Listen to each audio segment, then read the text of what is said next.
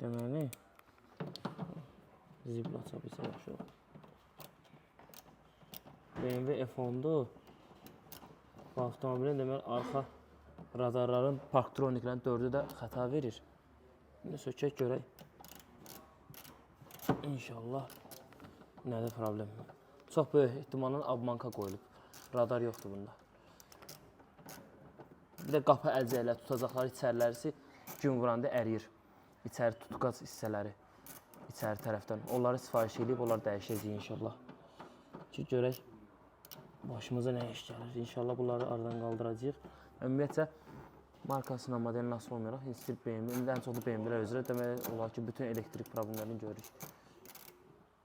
Yəni, airbagdan tutmuş, hər bir şey kimi, yeni faraların, adaptiv faraların quraşdırılması, hər bir şey, bütün xidməti var.